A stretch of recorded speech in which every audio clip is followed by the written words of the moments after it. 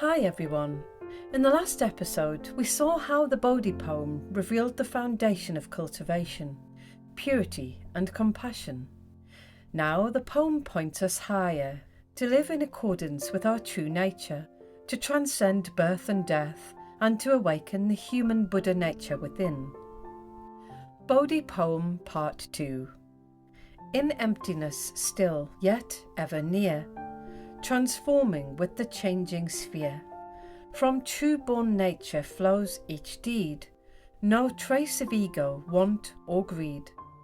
With heaven's span the body stands, dignified through countless lands. Through kalpas vast, through trials deep, the Master's vow and truth we keep.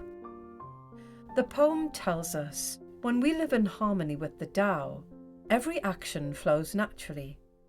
There is no selfish grasping, no restless desire, only sincerity and truth. And with perseverance the body and spirit are renewed. Life stretches beyond time, dignified and eternal. Through countless trials the vow of cultivation is fulfilled. After crossing oceans and mountains, the monkey finally arrived at Shinyo Hojo. Here destiny awaited him, for not every seeker finds a true master, and not every master accepts a disciple. What followed was a meeting that would shape the ages to come. Seated in the cave of the slanting moon and the 3 stars was a figure unlike any other. His robe was spotless, his bearing tranquil, his eyes shone like autumn water, deep and bright, yet his face was full of youth and vigour. When he smiled, compassion filled the hall. When he frowned, all hearts grew still. This was Patriarch Bodhi, not a worldly scholar, not a single school abbot, but a sage who had gone beyond the 3 realms free from dust, embodying the union of heaven, earth and man. His presence alone taught more than 1,000 words. This message is not confined to an ancient cave. Today, people from every nation across the world are awakening to the Tao.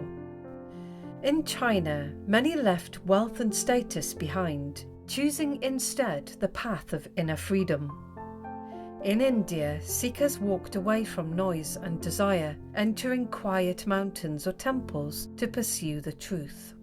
In Japan, young people, tired of endless competition, have turned to meditation, seeking peace. In Britain and America, men and women once trapped in materialism now find meaning in cultivation.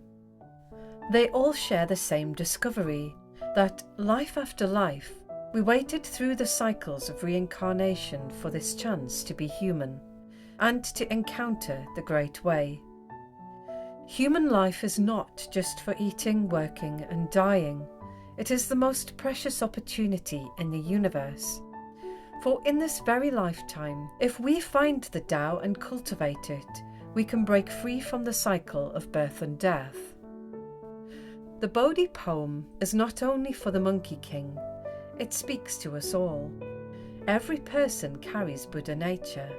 Every person can awaken if only they choose the path of truth. And if, in this short lifetime, we find the Tao and walk it with sincerity, then no matter what trials we face, this life is not wasted. To awaken one's divine nature is the greatest triumph under heaven. Although it seems the monkey found the master, in truth it was the master waiting for the monkey. First of all, the woodcutter whose rustic song hinted at the way, then the clear-eyed boy at the cave gate who welcomed him in, and finally the patriarch himself, serene as a mountain, vast as the sky. This is how true discipleship begins. When virtue, will and destiny align, the teacher appears. It is not chance, but a thread woven since ancient times. And why did this master look twice at a monkey?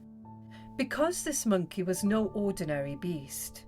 Born from stone, he carried a spark of heaven and earth within him. His golden eyes once pierced the skies, startling the stars. More than power, it was his heart that mattered. He left behind kingship and pleasures, setting his mind only on the great way. Through ridicule, storms and hunger, he pressed on, asking one question only: how to escape death and gain true life. His sincerity was like fire, burning unhidden, unstoppable. Such a heart moves heaven itself. At last, the Patriarch said, "You cannot remain nameless. I shall give you a name that carries your path. Sun Wukong." Sun, the family name, bright as the sun, a surname linking him to the human world. Wu, awakening the call to awaken from delusion. Kong, emptiness, the wisdom to see through all illusions. Together, the awakened one who understands emptiness. This was no common name, but a seal of destiny. It reminded the monkey that his strength was not for pride, but for awakening, not for conquest, but for return to truth. Bowing low, the monkey received the name. The golden letters merged into his being. From that moment on, he was no longer a nameless seeker. He was Sun Wukong. Thus, the Patriarch chose him, not for tricks or talents, but for the purity of his heart.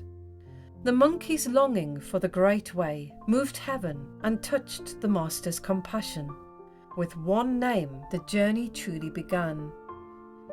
The Patriarch is more than a teacher of spells. He is a guide who awakens the hidden truth. That power without wisdom is empty, and that the heart itself is the true battlefield. Stay with us. In the next story, the Monkey King begins his training, learning powers beyond imagination, but more importantly, learning the discipline of the heart.